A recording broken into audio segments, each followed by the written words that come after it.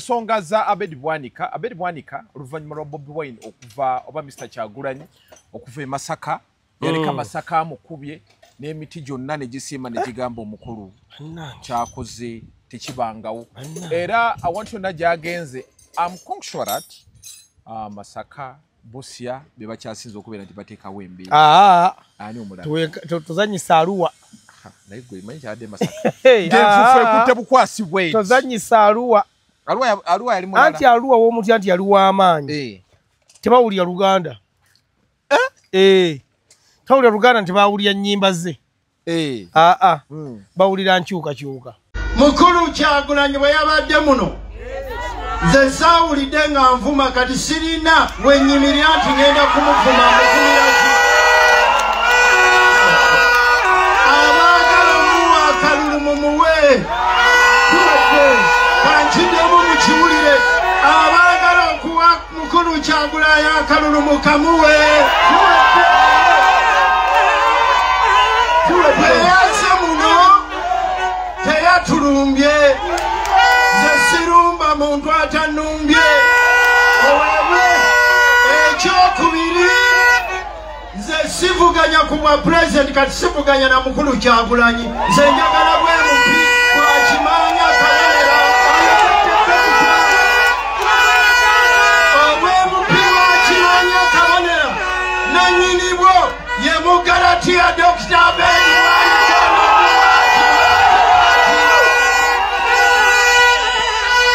ekyokusatu nze ndi wa nkyukakyuka era omuntu yenna ali mu nkyukakyuka bwe tugenda mu lutalo tuteekwa kukolera wamu ng'ab'enkyukakyuka. Welcome to the show basebole banyabo abatambula naffe ku mukutu guno ogwa Megaton Media tugamba nti nobeera ngo subscribing likinga ate obeera ngo sharinga kwa mawulire agesigika mozere Megaton gemanya nga buli jjo mbeera ne Davcom promoter bingi nnyo betugono beera nga twogerako olunaku olwaleero agwe tulakalira information yenna wali wano tulina ensonga nnyingi nnyo agwe just tula butuuzi owulire ebigambo obitambula olunaku olwaleero comment section weeri awo olina ekikunyiizizza olina ekikusanusiza agenda mu comment section tubeere nga tutambulira wamu naawe bwe atulaba wano ku mukutu gwa Megatron Media. Davcom wangi tukwanirizaako nnyo n'okulwaliro balamusiza bassebo ne bannyabo abali ku mukutu guno otugoberera okuva gye twatandikira paka ne tukyali essaawa ya leero njakutegeeza nti gwe ayagala okuba nga munna ategeera ekintu ekituufu just mubuuli omukutu kutubeera buli lwakubiri okuba nga afuna information obanga teriimu yadde akajaani yadde akalumira konna ensonga nze nzoogera nga weziri basigenda kwesimbawo mbu njaba oyina omukwano ng'ate n'emikwano gy'ogyogerako ati gwe mukwano omutuufu wegalamba wane buwanyi abakubulira mazima enswera ekwagala yegwa kubbo ate gojje okuba nkube nze siira mukono gwange njogerako nga nvuma mu mwandowooza yange kino kyandibadde bwekiti kikole bwe tuti kati gwe tovuma nze okuma sikumanyi anti nze simanyi bye bayomba ndi muntu mukulu nyina abokuswalira mutaani wange nze abeera ku kitimba kuno agenda okulaba mukola bigambo yandabe nga tuli mu kweyuza muli okwo muli mu kwerangira abantu abakulu naye nga n'omuntu avuma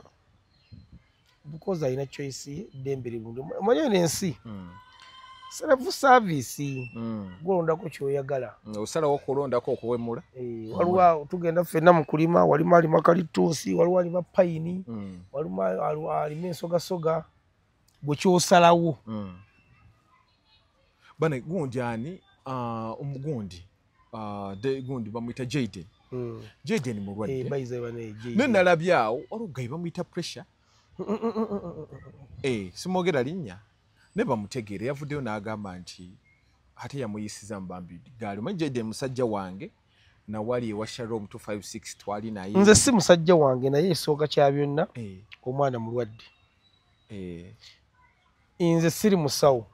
naye sinza kuwakanya bigambo byayeyogeredde nti mulwadde kaakati tubeera mu nsonga nga zino nga wabanga tali mu comedy ng'ali mu nsonga atali mu comedy mulwadde tesobola kuddi ate kuleeta bali balalubu badde oleeta nobaleta mubozi naye tumusikasingeko ate obadde okoze ekintu ekikyamu nnyo kakubanga oyo gwoganda mumanyi ng'omulalunzi engeri gyayogera ndaba ng'omulalo kati bw'omuleeta mu mbuuzi wano bambi nalabye ate nga babizanyiramu simanya kugamba bateekawo embeera ndaba nga tebigatta naye nze nja kusaba bannayuganda era gye muli mu ggwanga Jaden nawudde beetaaga emitwalo ena n'ekitundu era n'ekitundu era ize milioni nga 14 milioni 15 nja kusaba bannayuganda thank you n'abali entala w'amayanja waliwo abasawo abasobola okujjanjaba omwana ono ku ssente ntini so nja kusaba abasawo muveeyo osobola mu comment section yawo ne tukunoonyako muganda afoona ataasibwe era kukyusa buki busomyo wano waliwo abayimbi abakola ebintu ssente nga bazoona bwonoonyi kuba konoona teziba zaabwe kati ngenda kuwa example nga ya ono kyaliwa mwamuseromirizi omanyi nti yakolako studio e Tanzania nakati gyali namukubiddeko yankubidde by the way eyankubidde ali Tanzania saawe niye kalake gunga akaluwo omanyi nti studio mwe yalugendera omwo ate nga kitaddemu ssente empitirivu bayize nga tugidwenekwawo era nyina byendabawo nga biyitingana omanyize amusoye mukwano gwange ne maama nendowooza awo tujja gendawo soke ku nsonga eno ennene Jaden soke ku nsonga ya Jaden nawo tujja gendawo tuyitemu tulabe agenda tera tugenda muyamba tutya kuba ndabye abantu kye basinze okukola kugira kusaba naye bo tebannateekayo nze kyenansuubidde omuntu ogenda ogale support Jaden ng'okutteyo abiri oba 10 nze kyendowooza omukulu Ajamis Kigundu omukulu Madam Mama Fina omukulu Minister Balamu Magaga Amini yabivaamu Bosa Amini anti Amini abantu bamutamya okuyamba Shamu yabadde munyiivu yamugamba okukola ekivulu teyamuwadde n'olwataano yali amuwaddeyo ku ssente ani Amini simanyi sijja kulimba kati sooka omubuuzeeko yali amuwaddeyokko kubanga ebuzibu bwe tufuna mu Megaton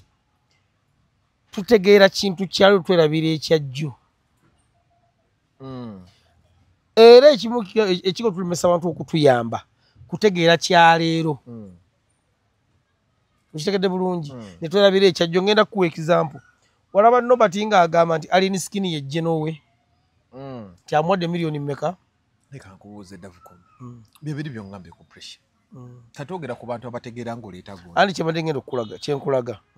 naye nga ye bwonyine vaina akola video n'agamba nti gino musali Salima mu milioni ameka milioni 2 olw'okuba zali ziyiseeko omwaka onaamuwa 3 yagamba yeki ye Genowe kati twerabira nnyo ekintu ekiyiseeko mabega nze Megaton nyinza okuba nga infact kankigambe ne wano nyinza okuba kasolani kakuba mu bintu biri bya media nyinza okuba siina muntu gwe nali nkozeeko naye ndoza gwe mpulirako mirembe nga ggwe ate nze ndwawo nnyo okutegeera omuntu kuba ekisooka nyina olugezigezi totegeerekeka oba bwoti anti omuntu omwavu amuzibu bwakutegeera buli ssaawa obwongo oba oyiiya kati obanzikirire oba nyambuke kakati Shalom ayinza okuba nga yanyiize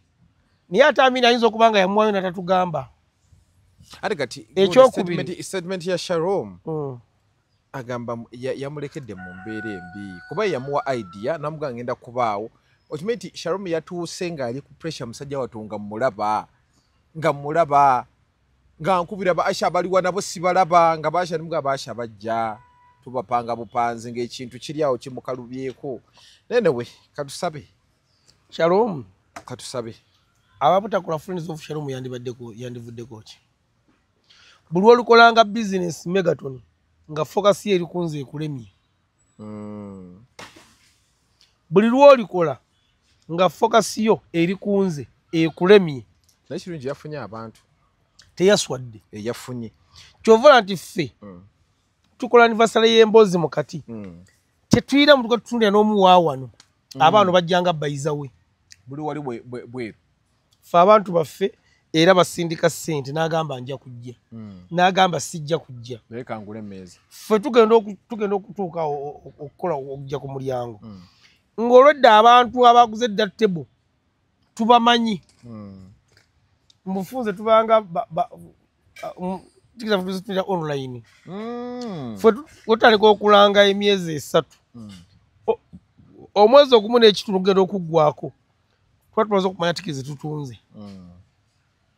kakati showroom zenduza taggwamu maanyi ekyokubiri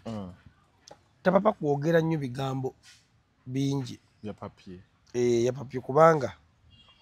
Amini ayinza okuba nkola olunaku yafunako program ngeri important atamuvunana butajja butamubeererawo bwekyo yali yakitegeka dda kivulumu butamubeererawo point amuvunana butamuwa ssente kyogamba wadagala Amini ajjo yali aweereza emmere point gyamuvunana butamuwa ssente lwakuba agireeta gye bisseeko obutamubeerawo otegeeza ki kujja Amini ayimba yadde yeetaaga yataddemu ssente nnyingi musajja wattu ani gwadde agala amuteeremu inze bamusuubiza akusuubiza akira akumma kati Amini yamumye simanyi ntegeragana yaabwe nabo kitegede bulungi naye kyemugamba tapapa kwogera nawawulidde tamalejjo okitegede kubanga Amini olwedda ayinza okubanga yena kyambalira nga yafunamu kubanga ekisooka kya byonna Amini tetumanyi abeera bize kwenkana ki tetumanyi kwolwo yabaaki kati singa anajja namugaa nti muganda wange nafunamu obuzibu naye ebbaasa yaffe yali tegese yiino olaawo kifuna nze nagasaayo tupapunkane na bigambo ebigambo bino byetwogera bituswaza ebiseera ebisinga nobeera bansonyiwe si mulungi so asooka ayogereko n'Amini lwakyomanya nti Amini abeera bizi emazima agatakaawa eryo ddembe lyendowooza ng'omuntu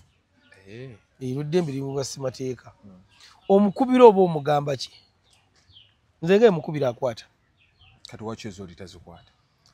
bateesa amukubire mu bbanga ki yamugamba akola ebintu otyo n'atuuka nga takyamukwata oluvannyuma lw'okumusuubiza oba yalemererwa simanyi Amini tali mulevu eremererwa kuwakyala omu ssente simanyi kati awo naye nze wajja bigenda okuggwera awo tubadde tuyiseewo ate kyogaa lutalo akyawedde oli yakikoze kyawedde naye kyoŋŋambamu Amini ani Shalom siwe wa boys dormitory beebo Amini siyasobola okuba milioni 16 zezabatabula baali bamuguzaaki yali abawazaaki kati zino kikyagamba obutamubeererawo Megaton gyatubeera effeya abantu abatuyamba ebigambo bye tubogerera bagenda tulemesa okutuyamba n'abalala tusiime kalize ku mukolo ogwo nze nakuwulira ku channel yange we nali ntandika channel yange bye nali njagalako Kazibwe Kapo nga njagalako Dr. Kwefu Sekyewa ne Kasuku nga nze byenjagala bokka Nodini wati mwagala Nodini mugezi nsaa nyo bantu bagezi kugiza ku channel yange mugezi atayi n'olugezigezi asukka yegezuleza ku channel yange agenda eri ku ya Kenzo era nayo mbaira naye tuba yasooka Sekyewa n'akantyemula nangamba njagala ssente zaaki okukyala ne muta nenkubira Kapo nantambuza ninga Kapo nalimba tali Kapo atambuza ne mugaa tali mu level nze ntambuza nenga abeeramu mu nemaki ninamusanganga anti kali yagitulamu ng'alaba talina lugendo kubanga yayagala kimugattako anti era nawe abagattako anti aji mugezi kati nagenda ani ate nze ate nze yateekeddwa okola kuba nze mbadde mukwano gw'ebbanga lyonna oba yalaba nti eyo grade y'okumubuuza tosobola kumubuuza yalaba tuli mu capacity y'emu neŋŋamba kati Kasuku ye saatawaana nagamba olaba no basinga amaanyi bagamba kubuulira amazima Kasuku kwefulira anti nange atumuveeko Kasuku ye muntu akyasinza okubeera lofit mu bantu abakola obuntu manyi abantu bayina ettima nze nina omuntu walakyo wali okomplainingako wenkokoze oli wakkubira kati nina omuntu nkola show ku Sunday yo mbaze ebbanga kyekiri kyawaga nti omuntu azimba abantu be nzimbye show yange eya Sunday ne Naalongo Kitoni erebereyo ku Sunday buli lwa Sunday nino mukwata nkwata abantu abo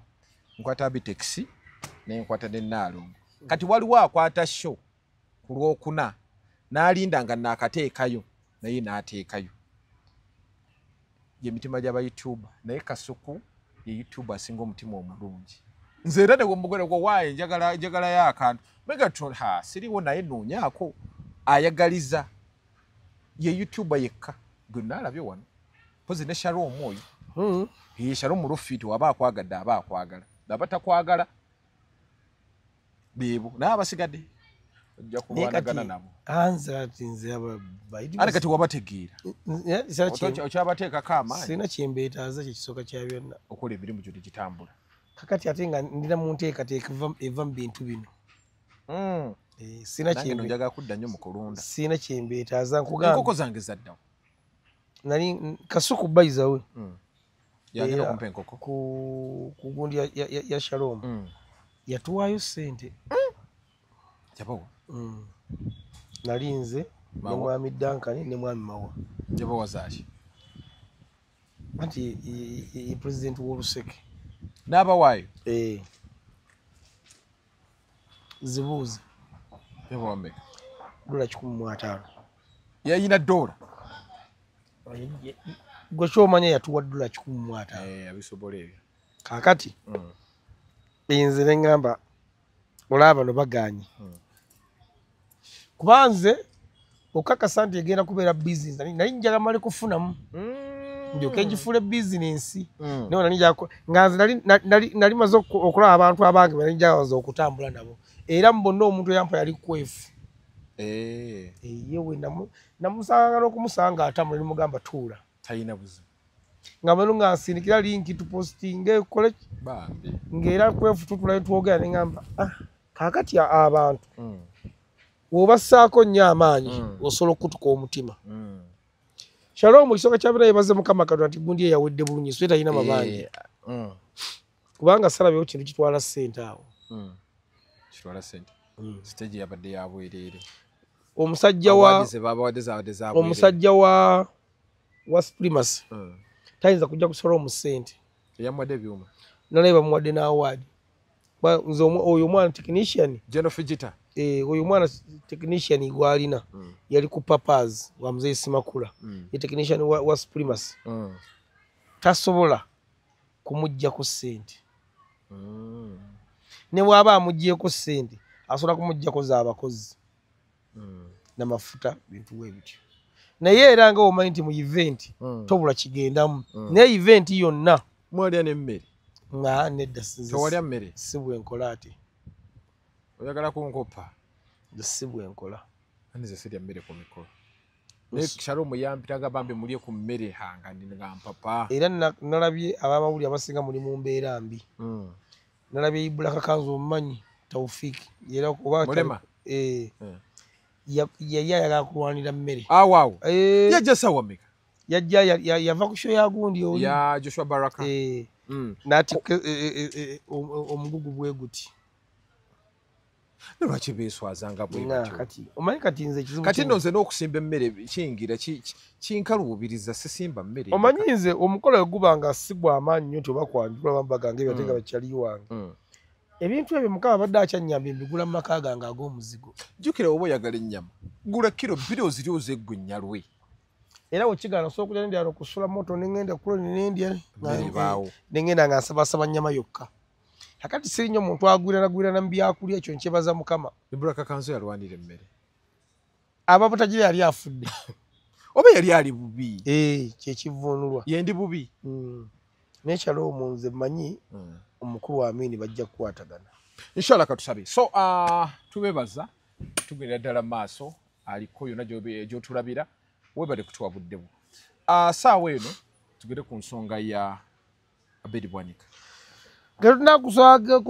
ku nsonga ya Abedi Bwanika Omugalatiya yetondedde Bobi Wine era nja kubategeeza abalabi ba Megaton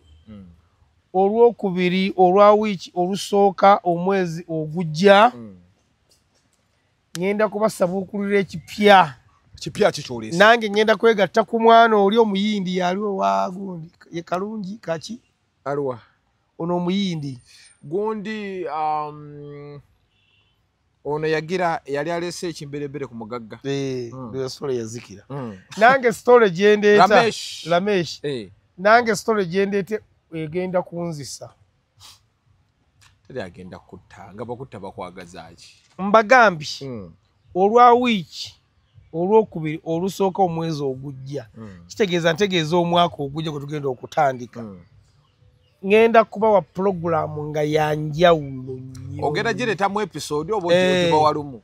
yasampanvu nze kyembadde njagala nga ogambye nti olina programu ey'enjawulo tukwatako omukuumu ne tumusensula era nga programu gye ngenda okubawa yeno wammanga video egenda kubanga ogikolamu ka premier ngenda kujja ne list y'abayimbi abanonye ssente eggulu nga buli gwe nkusomera nali mbaddeko naye mu layini andi bajja kusaba ebifaananyi nga tobiina bakusibira obwere kyenkugambye ekyo oyagala kusiba kyenkugambye ekyo nti sigenda kuwaayira muntu yajja kubeera mu kooti oliba mukwasa bayibuli akulani mubuuzi tetubanko ffenna nti nedda tuwa ekitiibwa gunsinzi bantwale abadde muwaayira naye era kimanya magezi tebajja kuddamu agenda kusirika ngenda kukusomera lisiti y'abantu abayimbi abagenze eggulu ne beegaana okugyayo ssente ngenda kusomera lisiti y'aba promota abajja ssente eggulu ne bazeegaana ngenda kusomera lisiti y'abakansala LC5 LC3 bameeya aba nuupu abajja ssente eggulu ne bazeegaana ng'ate bakyali mu kibiina kyaffe nkusomera bannakatemba Alonzi Matovu Joy yagira yakola ki yagonda yali ayogera awo nkusomere ba YouTuber bamwa milioni 25 n'awunga nkusomere ba TikToker nga bonna bano boolaba beekulubeesa ku ssegere lwa mwami Kyagulanyi Center nga balaga nti balwanira nnyo naye naye nga bajja ssente eri nekyo baba bakola kyaki mulimu abayimbi ba promoter ba YouTuber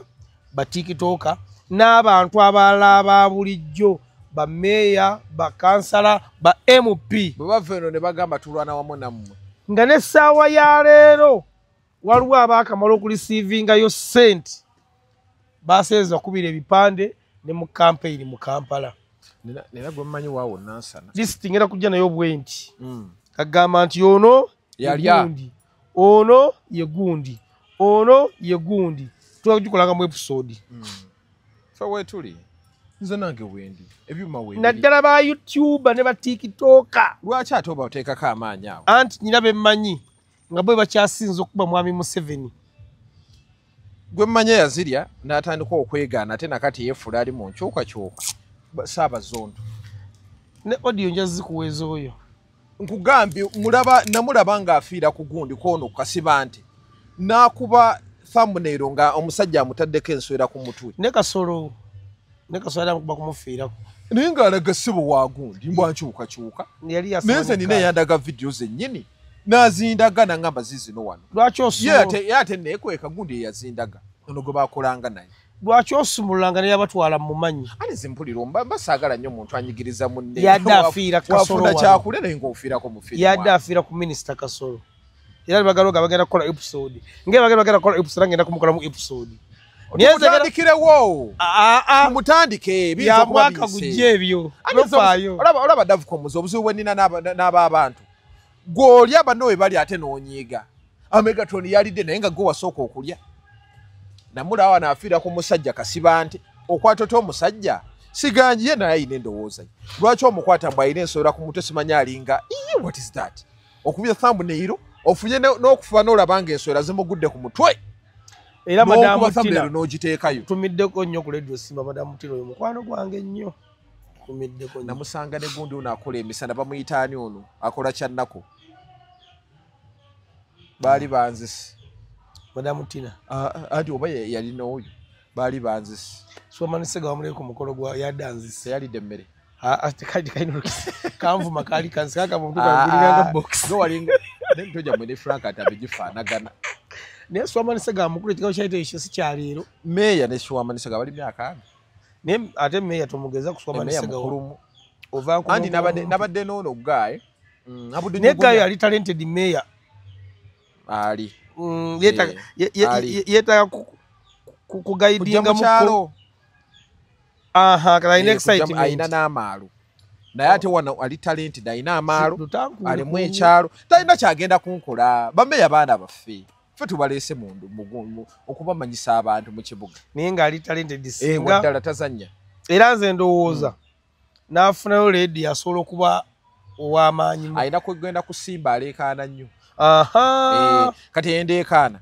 tosobola kukola naye ayina beera kusimba ayinza okukuba simba eyo n'agiteeka wansi yeetaaga ntuga kati ate CBS tasobolako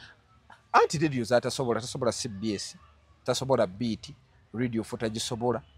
bakakkamu naye simba ayinza ogikuba nayanamirize egundi ensi eno yonna talented yewe omuteeka n'omulangira Ndawusi kitambula waliwo ne gaye mulaba muyita Kakosi Kakosi ne muwuliriza anti ono yava mu gundi meya yava mu Kakosi byonna byayogera meya ebyo byagiraagira ate musajja muyivu meya si muyivu ati nkubuulira muyivu anti gambye si muyivu meya si muyivu meya mugezi oba kawayogera oluzungu nze lwentya oluzungu liwali we yayogera meya amanyi oluzungu eyo gyoyo nyumyeko naye lwakuba tolumanyi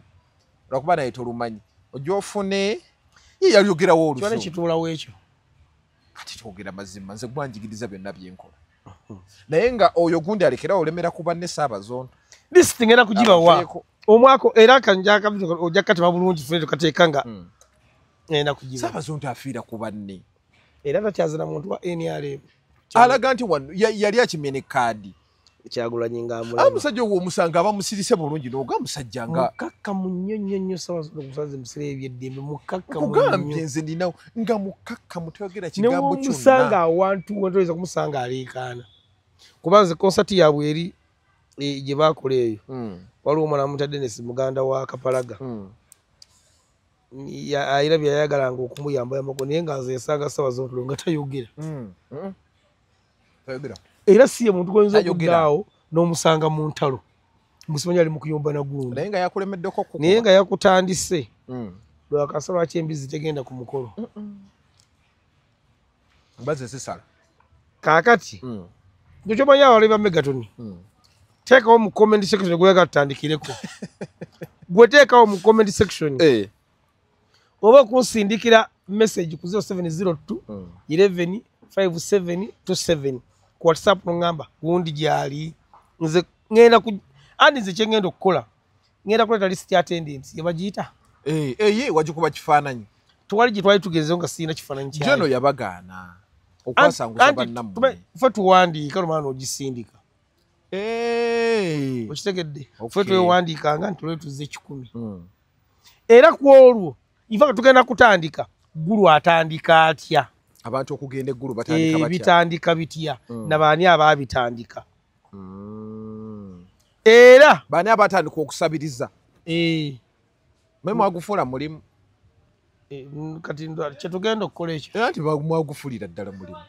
abaagutandika abantu tebagalira ddala kukola bali basatu ate sente nazikayanira nozikayanira abaatandika okusabiriza eggulu bali aba basatu ani naani asooka yenze munyini Kamabusika talking kufunamu ki musajja mbeera nga mu covid owokubi idea yo kintu kino ekitandikira ddala yali Namaliiri bamuyita Namaliiri mumanyi gundi ye manager wa obulumu abyanyo ne Sindi manager wa Sindi oyo kyokka oyo gwolaba tufaanagana manya gafe batuwandiikira mawandiikire naye nga mugezigezi ayina wano naliko naye ate tayogera nnyo pozi ku ludo naliko naye nemmala naye okumala ebbanga era wawona butakutwala ggulu ayina omulala gwagira naye abeera bw'ati n'asirika ate talina lugambo hayi Namaliiri muganda mutuufu asobola n'okukutta nga abadde yakimanyiiko kakati tugenda kutandika byatandika bitya idea yagijjawa twatandikirawa awo nnyini nga tutandika emboozi awo sakamukubye n'emiti gyonna ne gisiima ne gigamba omukulu kyakoze tekibangawo era awantu yonna gy'agenze amconsurat Masaka Busia be bakyasinza okubeera nti bateekawo embeera ani omulala tuzanyisa Arua naye gwe manyi kyabadde Masaka ngenfufu ekutte bukwasibwe tuzanyisa Arua Arua yali mulala anti Arua w'omutya nti yali w'amaanyi tebawulira Luganda tawulira Luganda nti baawulira nnyimba ze bawulira nkyukakyuka tozannyisa Arua bayiza we ne luli era mwami Kyagulanyi yasooka okujja amaanyi ge tumenye gye bamuterako emmundu tamanya gikookinga Arua togizannyisa beetegeeza kati wonna afuna kati gwe kyomanya waliwo ono omulalo eyali mu Nuupu yali eyita Ssaanya omujjukira Ssaanya nnyumira kati namulayo atali mugundi ya NRA Ssaanya omumanyi akola ne live kaakati aba ne ssente kaakati mwami Kyagulanyi ye Ssaanya asaanya busaanya buli ekijja naye akuba era nze bwana Mmozi nalina ekirowoozo bwe kiti nti bw'obalabalamu okuva wetwatandika wetwalondera akalulu kano aka 221 waaliwo abaana abalina emyaka 15 kati essaawa yali abaana abo bakuze bali myaka 19 waliwo abalina emyaka 16 waliwo abalina emyaka 17 waliwo kwegamba 14 we batyo abaana abo ye rigimu gyolaba etambula ku mwami Kyagulanyi abavubuka ab'embavu nga tolina kyobagamba baagala ekintu eki nkyukakyuka so nze nalina ekirowoozo nti mwami Pulezidenti Museveni atufuga waba alaba ebintu bino era nga Uganda eno kituufu ajjaawo oba tukize tugane mmoze tetulina gye tugenda kugendera ensi yaffe Bakashumba bo bagamba abantu basomba basombe akati lwakuba nze waliwo abantu ebiseera ebisinga ng'entegeera yange nabo bye boogera nze mba sibitegeera oba okubanga nze tebategeera bye njogera nze kyabulabe nnyo okubanga nze mpapula mwami Gashumba ate olw'okuba nti nze ndi musajja Muganda era nzaaliddwa mu Buganda mu mboozi yange mba saakunyumya ku muntu atamanyi bya wano kubanga mwami Gashumba okusinziira ku myaka gy'alina n'ekitiibwa ekimuweebwa yabalako lumu ekyamagezi nenkigamba omanyi n'essaawa enfubuna ku musawo wakulu ebala ebituufu yagalako lumu ekyamagezi naye mwami Gashumba okusinziira ku myaka gy'alina n'ekitiibwa ky'alina nze wansanga ku mukolo simuviira lwaki era ne bwabagamba mwami Gashumba wulira zenze sikyuka era nsigala ndi bweni kubanga ebbanga nali mulabidde yayogerako ekyamagezi kitya naye ebisigadde mwami Gashumba ne mmanyi nga bano abavumi abalala muvumi okujjako nga manyi bannayuganda mwerabira yo yavumako w'ekitiibwa Katikkiro wa Buganda namala namwetondera tekiina kyonna kyekiina makulu kyali kimaze okuyitawo kyaggwa avumi kaakati nze simanyi mwami Gashumba oba asobola okugenda e Rwanda n'avuma Katikkiro waabwe oweeyo ow'e Rwanda era abantu abo be basinga okuvumaganya Abaganda era waba avuma yeeyita Muganda mu constitution emukiza okubanga Muganda naye nze simanyi mwami Gashumba ebigambo byayogera kuw'ekitiibwa Katikkiro baswagala n'abyogerera e Rwanda yeetonda tekiina makulu tebiri tebikyavu waliwo kabaka bikulu bakayita kabaka mwako tikabaka mwako mwami Gashumba fwano mu Buganda twala omukisa okumutegeeza nti Katikkiro wa Buganda yabasa abasajja kabaka yettaala bwetunudde gwe mumuli era Katikkiro nzikiriza nti akola ensobi kubanga naye muntu naye waliwo bazigonjoolera si social media ate era mwami Gashumba tali mu levo eyogera na Katikkiro because oli looya nga olaba nti nze nange sisaana kwanukula mwami Gashumba naye olw'okuba nti ekitiibwa ngeri gyalimu okukyewa naawe n'oyagala omulebulemu anze mubula kituufu mbadde mugamba nti wano mu Buganda Katikkiro Ssaabasajja Kabaka yamulonda bw'ovuma Katikkiro tumatika ne kabaka oba omumaliriza kati bye yeetunamu byali bya bwereere era ekyo tekiriva ku likodi naye buli badde oyo waakuboolebwa n'abaana be okuvuma Katikkiro tekigenda kuvaayo ekikya ne waaneekola atya ne webwerakera ku makyanga ye pulezidenti era okusiga ekifaananyi kirungi mugamba ono yavuma Katikkiro wa Buganda Abaganda tebeerabira oyo ne buli baddi tune twamuwanga mu kiwumbe era mwami Gashumba yayina omu ku baana be ndio Shira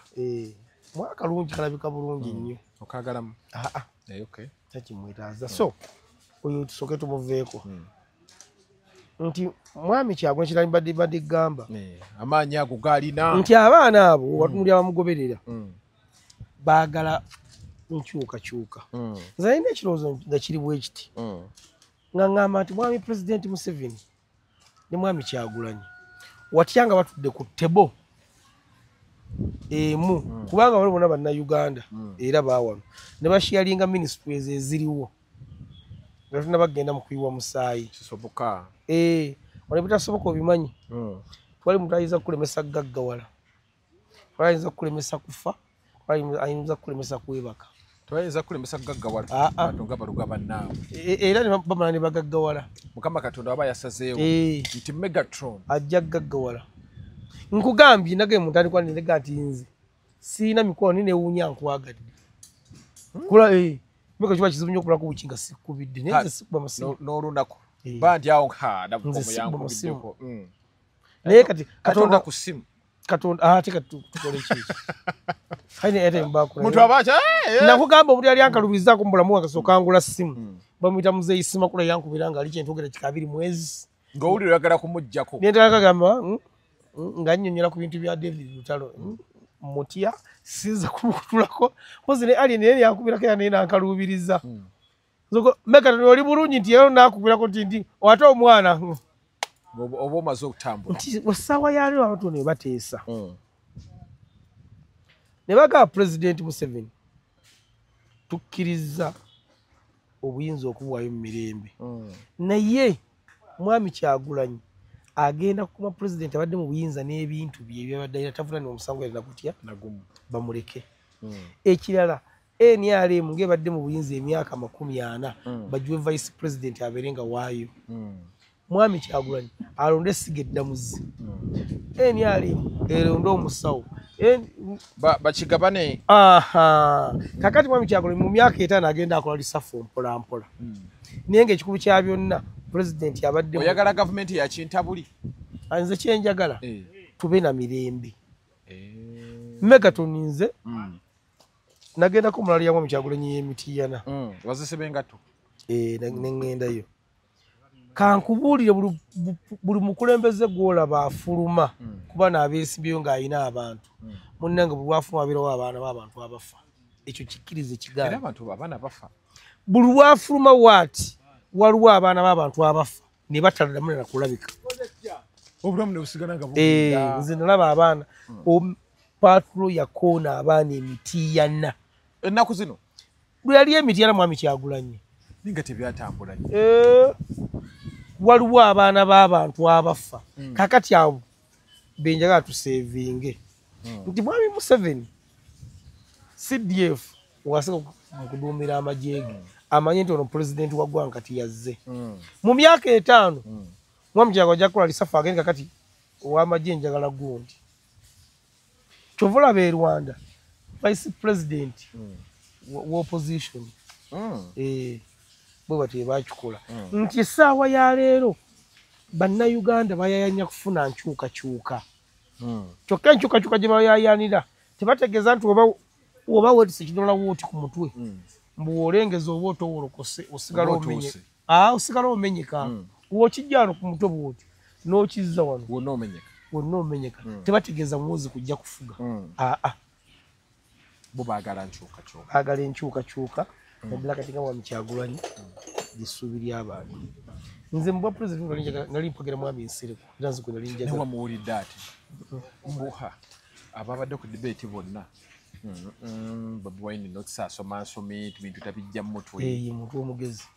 oteekeddwa okuba nga olikubiwandiika kakati ati Nsereko ng'obusungu alina bungi ku mwami Kyagulanyi era debate yali egenda kunyumanya singa kwabaddeko Nsereko ne Kyagulanyi ne president naalebulale bunyannyo Kyagulanyi tamulaba mukaabuntu why buli waagira bw'ati n'amuweteramu aho bakulu buli waagira bw'ati n'amuweteramu oyagala awetere mwani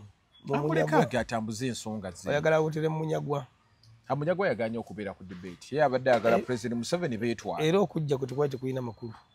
okujja okutajja enjawulo zero kati ono yazze lwaki Nsereko kakati kansooke malize kiri nti bagamba n'obuyinza buno tugenda kuba tusevinze ssente y'omuyi w'omusolo egenda okudobonkana Megatron kakule tugenda okulonda abantu bagenda kufa nga bayitirivu abantu bagenda kuggwera mu makomera katuwapano oga ministries nafunako obuyinza butambule mu mirembe mwami Kyagulanyi asetingewo system abali ebweru w'eggwanga bakomewo wano ebintu by'okuvuma biggweewo banaakomawo bano abavuma abantu abali ebweru ebintu by'okuvuma wano biggweewo system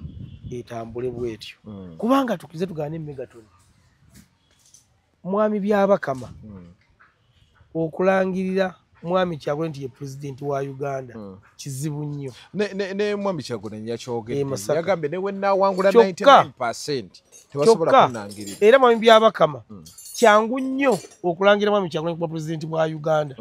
naye okumulangira mwami Kyagulanyi okuva e Magere okutuuka mu State House kyenkanakana okuva ng'otambuza bigere ng'ogenda Japan mwami Byabakama yakatuma kyanamulangirira kyenkanakana okutambuza obigere okuva mu Uganda ng'ogenda Japan mwami Kyagulanyi ng'asimbula Magere wali ng'agende mu State House nti wakati awo kakyeŋŋamba nti singa tufuna obwenkanya waba Nadine ne bakikwatamu owabani bisoboka bisoboka mu Uganda nze President Museveni ndabanga asobola okuteesa ng'ojje kuba n'abalala ababbye eggwanga ebintu ne bano abaagala obuyinza obuzibu bwonna bwe tuyina bano ababbye ebintu bwe bataagala mukulu kuvaawo bagamba ebintu byaffe ani agenda tuyamba okubanga entebe yagikoowa dda naye bano ababbi kati awo bonna tubaleka kubanga ebintu bisigala bikyali wano kati ekyo nkimaze Abedi Omugalatiya yayimiridde katuuti n'ategeeza nti nze mwami Kyagulanyi simulinako buzibu teyannumbyeko era nange siri mulumba era mu kaseera kano mbasaba ne sekusaba yenna muwe mwami Kyagulanyi akalulu n'embwa yeesigama ennyama kaakati nga sina kukizzayo twali wano ne nkugamba taata wasigala otuuta mukama waffe bannange twali wano ne nkugamba bano ababaka ffe abasinga ng'omukyala Betty Nambooze bannampa wengwa nina obuzibu Jose de Blogo oba omumanyi mumanyi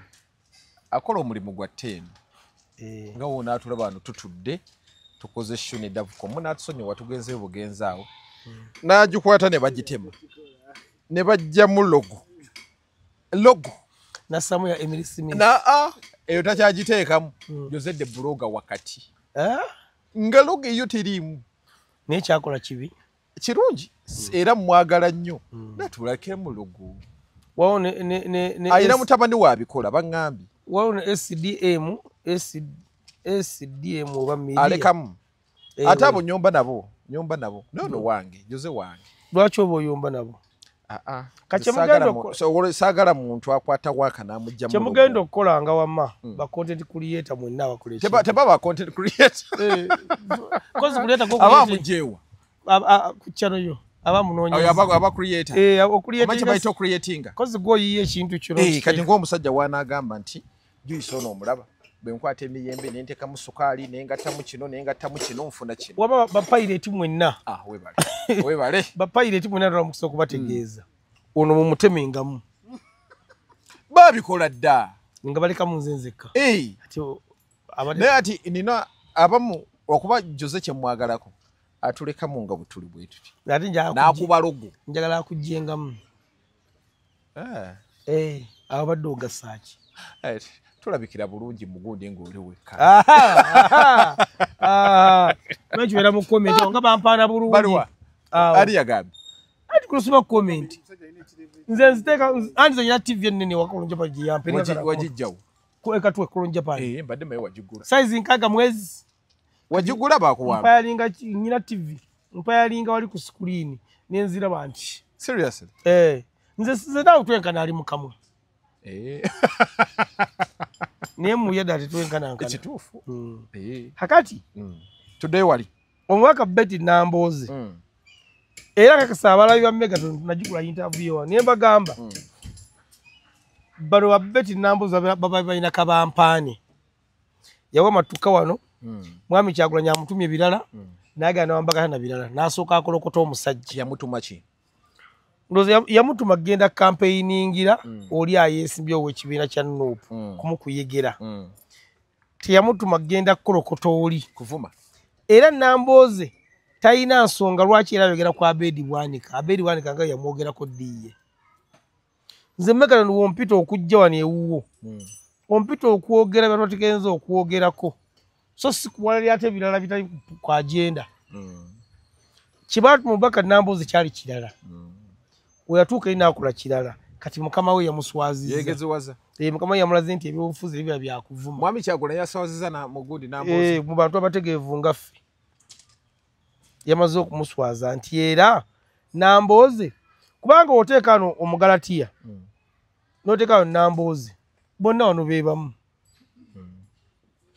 wategedde bano bonna be bamu bagala Museveni aveeko naye nabo tebava mu parliament bali ku kozi yemu era bakyajagala kubanga Nambooze tano na kyakuna kyakusatu kubadde ki kiri Bakaluba yaliyo n'akuba keegi ono n'akubako ebiri ojjukidde bulungi jjajjayo Bakaluba kakati awo n'akuba ebiri kati anoonya kyakusatu nakyo tukimubola ebiseera yazifuna kubanga bamuwa ebibiri eby'emmotoka aba yabifuna aba tebabiwadde Bakaluba wogera oteekera obbikuwa aba babawadde Bakaluba teyazifuna era bamuwa omusaala yagufuna kino alumba kyakumeka kyakuna okiremeddeko kyokka ali ku opposition singa afuna obuyinza mukyala Nambooze n'abeera mu gavumenti abanga wa Museveni afugaana oba ayina enteekateeka gy'aleeta eyinza otuyamba talina okugjawo okugaggawaza famire ye olweyo olukadde engero z'Abaganda waliwo engero z'Abaganda zeetaaga okukyusa mbu olukadde lumanyi ensonda bukyosiga kyokungula nze nasigadde obwavu obunnuma nabusigawa famire yammwe mbwakwata empola atuuka wala nvuga eggaali yalinnya ennyonyi mbwakwata empola atuuka wala bugubugu simuliro waliwo engero nga sanja terijjisa waliwo engero nga tuteekera kuzeekazaaliza bakadde baffe zibeerewo zeetaaga kaakati okulamu enkyukakyuka amendment mwami Kyagulanyi talina nsonga lwaki yadde agenda kulala e Masaka n'ayogera ku Abedi Bwanika one ono president oli MP kibanga chairman LC1 bwawalampa MP minzani ebate eringa yambi teyenkana tekwatagana ebeebuukabuuka Abedi Bwanika n'omukyala Betty Nambooze bano bonna batabuzi banampa wengwa bakajiko ndatabu anti kati simateeka wa Nuupu abula ekisanja kitya Nambooze mukaba namu obulamu ajja kudda ajja kutugaa kyekisembayo yagamba kyekisembayo kino era mwami Kyagulanyi yali tagenda bbawa tiketi namugaba muweeyo kaba muweeyo kamu era yali tamuwa era tagimuwa nti mwami Kyagulanyi abantu byadde akuŋŋaanyizza yadde ayogeranga pulezidenti w'okudda okwogera kwa Abedi Bwanika oba omaze okumupromotinga kyekiri kyoga nti kyesikizana n'abaana bano kwe kukwata kipu ya Abedi Bwanika wumala okiseka ng'olina folo nene n'ogiteeka wano waggulu noga awulira Omugalatiya byayogera yeekolera yatera okukola enkola eyo bonna babikola noga awulira Omugalatiya byayogera ng'ali ku folo yo awo sawo Kyagulanyi tupromotinga ebintu bya mwami Kyagulanyi sawo Lutaaya sawo Kayemba Solo kyeki kuteeka sawo Kasolo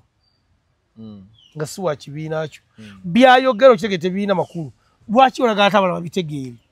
kati kyeraga nti bano abaana balina gwe bakolera naye nga gwe bakolera bagira bati era wayogera ku mwami Kyagulanyi amaliriza alina gwaleese omuntu wange era amugunzeewo oyinza opromotinga oli omuntu mu bubi omugerako bigambo abaafunamu ki anti kaakati gwomanyi nti wumala okisekka apostinga vidiyo nekuba emitwalo nga 3 omanyi nti wayogera wateekayo Omugalatiya baba bamulabye ababa batawulidde byayogera era nga omuseka lwakiteekaaba ngaali nga mugamba nti ataddeyo agenda kulaba Omugalatiya yayogera kati waliwo abataalabye byayogedde Masaka ng'afuna chansi ng'abirabiraawo naye nze ndoza singa buli wamu bateeka omwami Kyagulanyi promoting omuntu wa kati omubaka Nambooze kino kyamulese ku ttaka taddamu okwetumiikiriza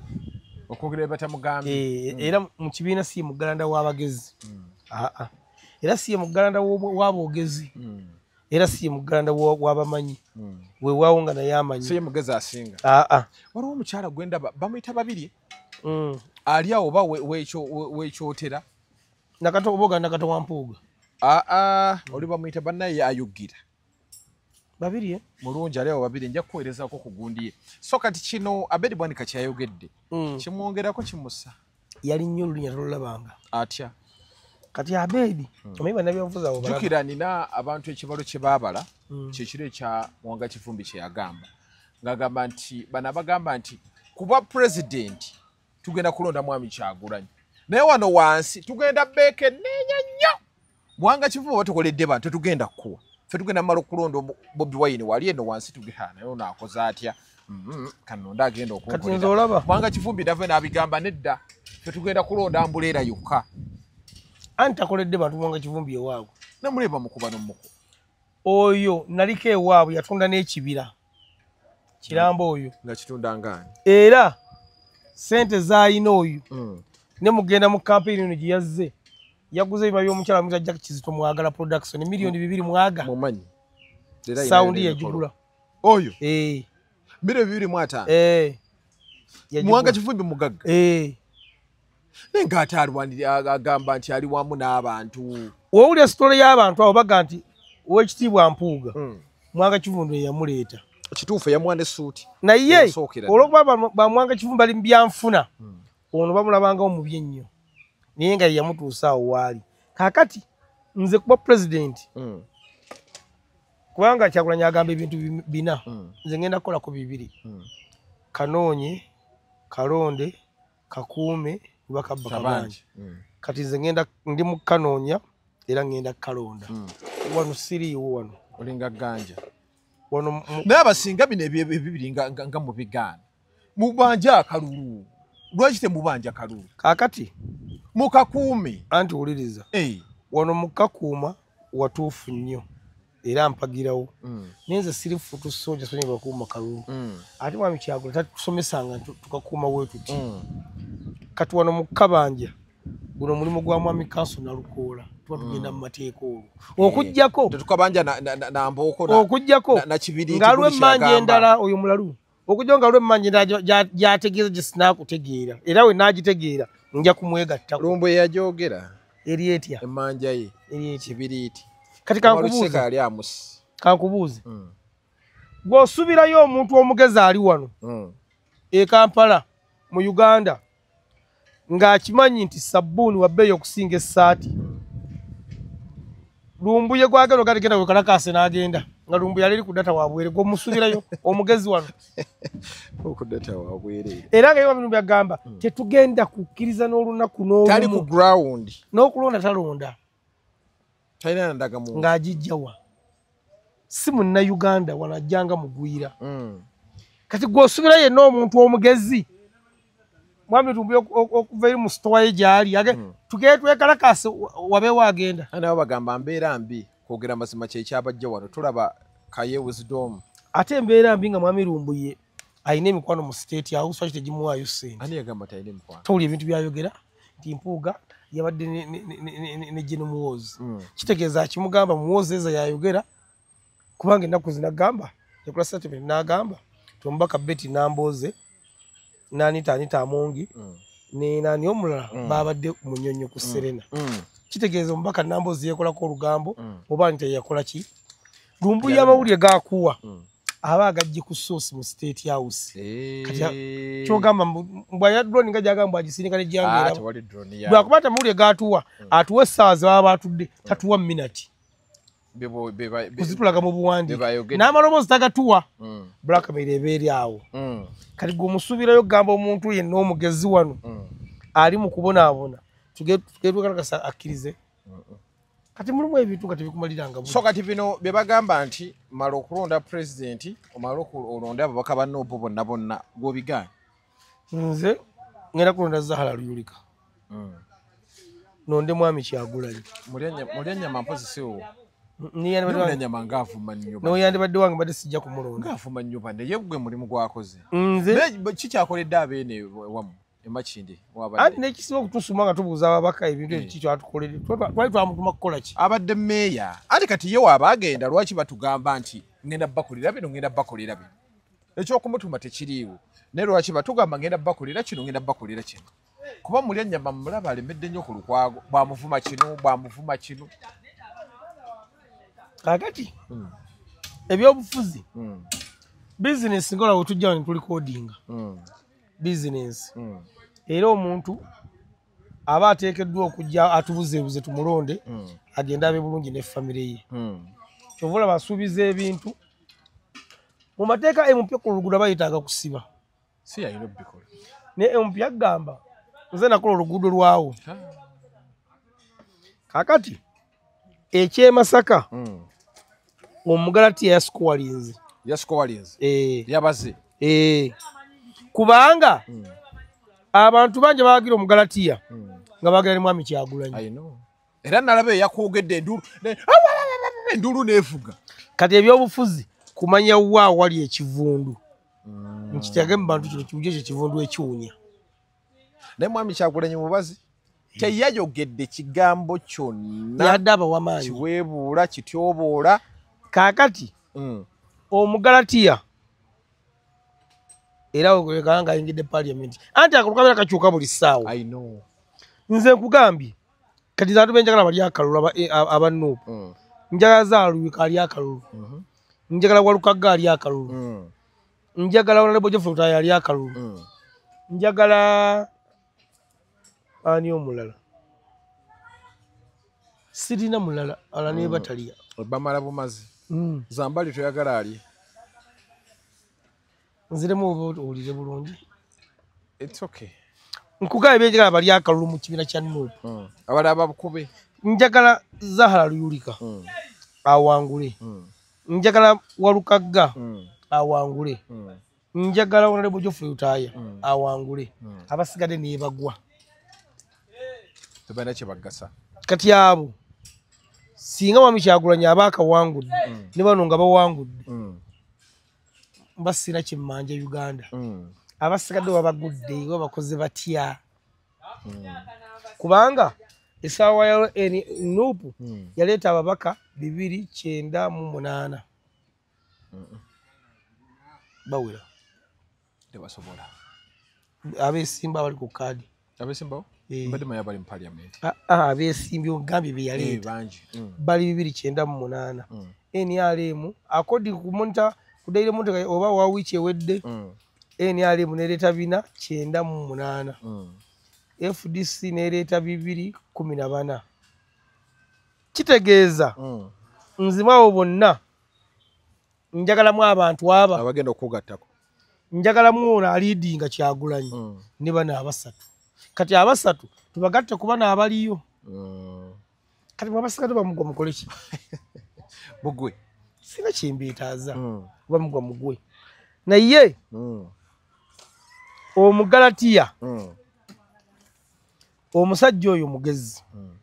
lwakuba nti ebiseera ebisinga lwe bazaala omuzaala bazaala n'amutta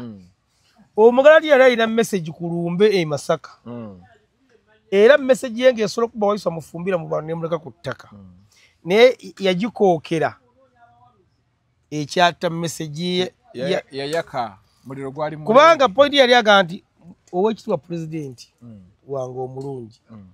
nze musajjawo omugalatiya Abedi Bwanika era nze MP wa wano wootudde oba nze nyina Career National Platform niye mukulembeze munnange oyo mu kibiina kyange yaŋŋamba nze ndi ebisiyaga nebaka ku mwana wange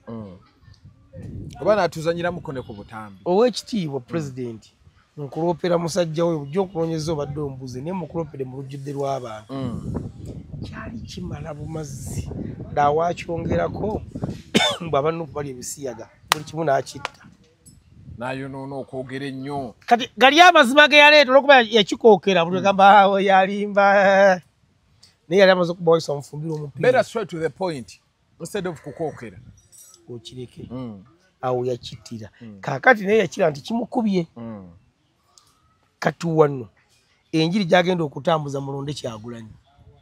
era gyali kati yafunye we yeekwata kati owanuupu yekyo kiba aba asigalawa ate wanuupu si w'amaanyi aliwo owanuupu si w'amaanyi kiyinga na Joyce baagala alina abantu baagala ayina abantu kati baagala yakola statement egamba nze Kyagulanyi simwinaako buzibu era mu muwaakalu era yasooka okyogera Mugalatiya n'akyogera n'empuga yennyini yakyogedde naye yakyogedde naga mwami Kyagulanyi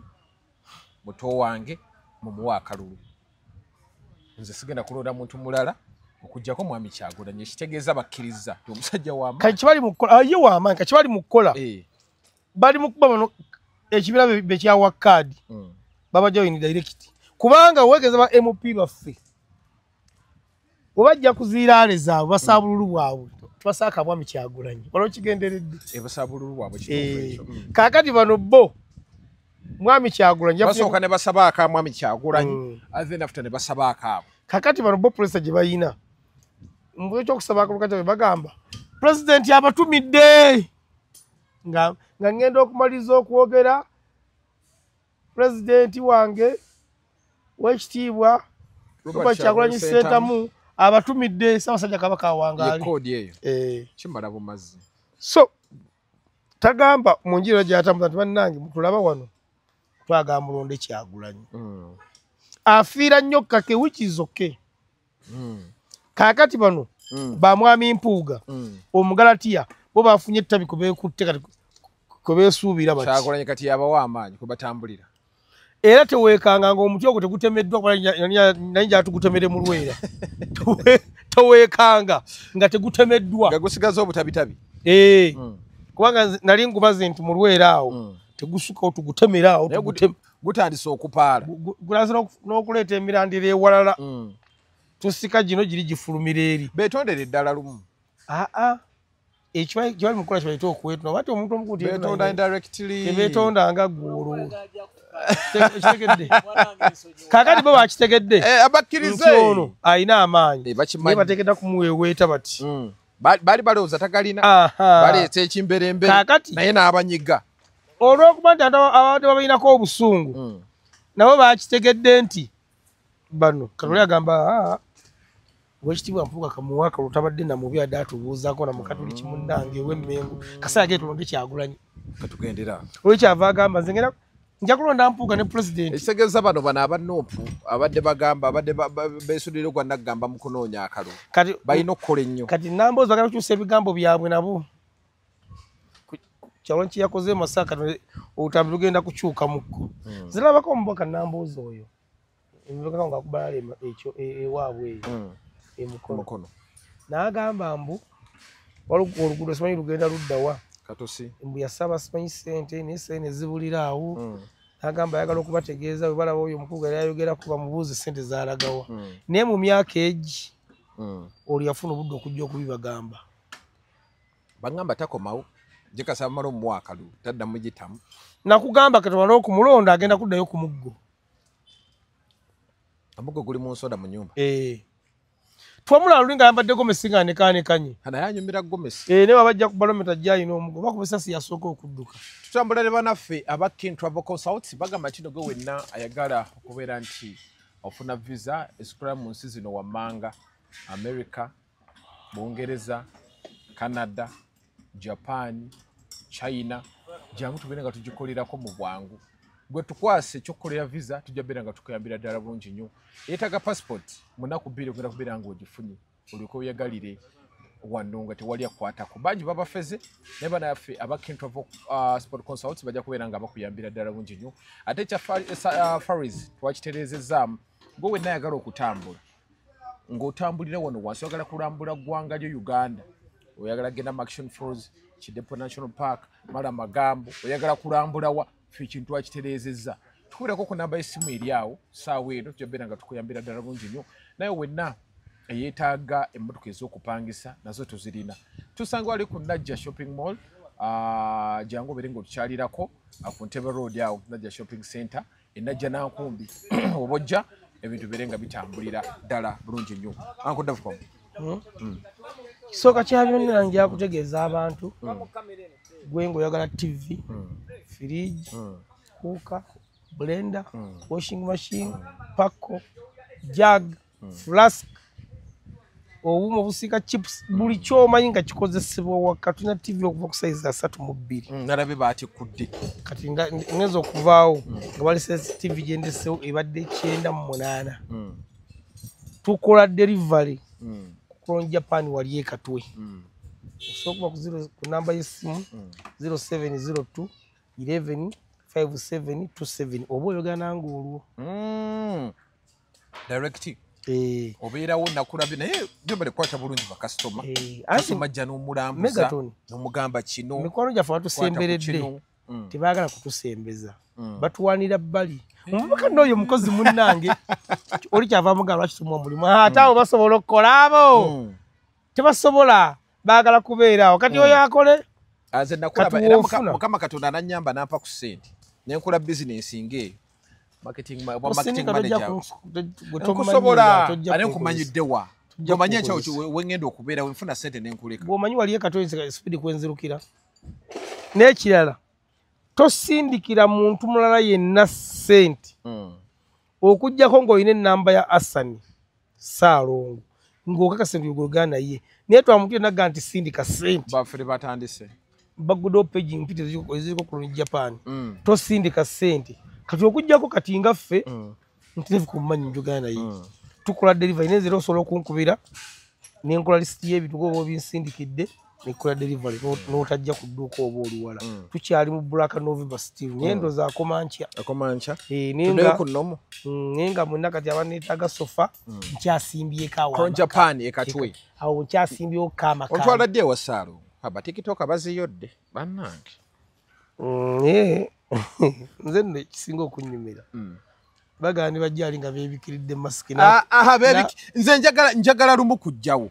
ondagaeyo ebike masiki mugambe weebikira bwerero ojja kuziira teryakumanya nakuyitako ku mulyango kati njukaze ng'egyentiiki nga bandabanga weewe ekyava ayingira muno n'atambula n'amagamba ga Saalo nga tamulaba n'atula ku firiji bw'ati ogenda okulaba nga natisa okunogoka kati aba anoonya eki babazze kusabiriza ekituufu naye nga still mbajjukiza banaffe aba Crystal Ushers bano ba Usher bakola ku mikolo olina embaga olina birthday party olina okwanjula nammwe abava ebweru ng'oyagala abaana abagenda okwaniriza kisawo ky'entebe webali nakuleesa gundi eyo omugabo gyange kitulemesa kulamba nabesi mugaba yange musajja katumalirize twatisiza olabye ebyenfuna ebitwawudde manager aliwo tuteekeddwa okuba ne manager waali akana kali akawala kenakulaga akabulako kamanyi bakayita ka Amima Kacholi kacha kamaliza campus kamanyi okukola emirimu bulungi yasoma business administration byali mu kusoma okunoonya ate nze byennyina ate kati business ngenda kukwasaganya naye business si mu bigambo eri bapula mukazi wange alisome nyina omukyalo omuyivu yasoma ki ali mukazi wange bayizawe siketalingi kati byakufumba nendidiriki musomi Deriki yasoma mutano wange yafunye obu butano yayingidde P6 so kati banafa aba Crystal Ushers Crystal Usher kitegeeza ki Crystal kubanga Crystal ero linnya linnya Diani linnya ngenda kunnyonnyola kye litegeeza Crystal Ushers anaye mwana bulungi naye toyoza mukayimba kaliri puzzle akaliwa ekisododo kati nze mwana nina mulungi mukazi yakutyayo omwana omulungi ffe tuli babiri musibe bulungi nenga gwe ndi mulungi tannanyira yagalika naawe naye nga njala kubategeeza nti mu Uganda wano tulina ebintu bingi byetatumisinga naye twewale nnyo entalo nga zikkakkanya abamu ku bantu baffe sira nnyo kwagala kwogera nnyo ku TikTok abo na ba YouTuber kubanga reply yawe ebiseera ebisinga bakuvuma tomanyi neze okuvuma nga tongyeko se tuomenyekera bwere anayenza sewagira muntu avuma munne naye ndaba waliwo olutalo kati wa Joyiranda ne munnoomo bali bamukwano nze ndowooza nali naye olumu naye bamusookereza ono Black Sugar bamusookereza cause when you talk to Black Sugar mukakamu naye omulaba baddamu bamuvuma Black Sugar oyo omulaba anti nze mbaddeko naye naye nga sinyumya naye naye we musanga nga tunyumya nga nze siina na namba naye nga tunyumya bulungi nnyo talina buzibu naye mukaka toyinza kuŋŋamba lwaki takuvuma anti kitegeeza tulina kyewali omukozi era baavuma bonna oba baalumba basooka mulumba naye nze ndowooza nti essaawa ya baba ina bye bamukoze nkubuuza lwaki takuvuma Amos asooka mugye mu ntalo zaabwe kuba omwana oyo essaawa ye alina puresa gy'aliko yakola studio TZ sente ne zifa yazzeeyo yagamba ina album gyali mukola gyagenda okuta akole because baize Amos oyo ayimba bulungi gayo ayimba bulungi nnyo ali talented ate ayina ekisa nze simanyi oba ayina ekisa kuba njagala nnyo ne mami Amos tampanga ku sente ze nze yampaako naye zina mwe zayita naye tezaatuuka zonna nze tampa ate ka n'ekyomukusoma kati nnaku zonda kyali wange yamuliko omuta bani Baron's Major yalinga akola ku gundi ku radio 4 n'avaayo n'agenda ne Rwanda yagenda ke Rwanda gayo bayiza ye mulungi nno ye presenter abadde nga tali mu ntalo tabaamu ebintu bye bibeerawo bitukusitula buuma kukola bujjaba oba yafuuka gambe kye yeekola ye yeerabirira bwerabiriza aba bw'ati ate nze ye gayi gw'empaga naye ebyaddala nze Meja siranga ku girlfriend we tayagala mawulire agamanyi siranga girlfriend naye nze ndowooza Amos ne mami mbadde mbasaba ku luno musooke mulekera okutambula n'abantu at least mutambule kuno mu myaka n'egiba ebiri kubanga nze nakolako ne Amos oyo ngenda ne wa mami ne muganzi siri mu level yasereza kulya mmere ezo baize emmega tuze ekintu okwebaza Mukama sente z'okulya wakati family yange Mukama akyazimpadde nze kyenkola yinze guba tegunnaggwamu nti omuceere anti ndya gundi kati jjo nagututte ogugula waggwe ngugula waliwa musajja leo wamuyita manager tugende ampeeyo gundi akasawo atonda mutundi tagamugabe anti ngenda gweraggula nze nti saagala byabwe tommanyi wali ontutteko awantu mbu bampeeyo ebyobwereere okujja kunzira okugula emmere kwekyandi era gwagigula era tusasula nsasula bwomu nawo osasula naye era oludde kati njagala genda era akasawo simba bamuyita Muhammadu ngende naye eyo simanya mba ne sente zange saabintu so kati mami manyi video nejja kutuukako era gwe kamala byonna nekira Amos oli muyimbi mulungi naye kiki ekiganye promotion nga promoting abadde n'abantu bafu ne Black Sugar abadde playing ze party ye era omulaba Amos abadde mu mawulire naye wawo otawulira olugenda okusituka awo nani njadde okubula nga tuvudde kumpi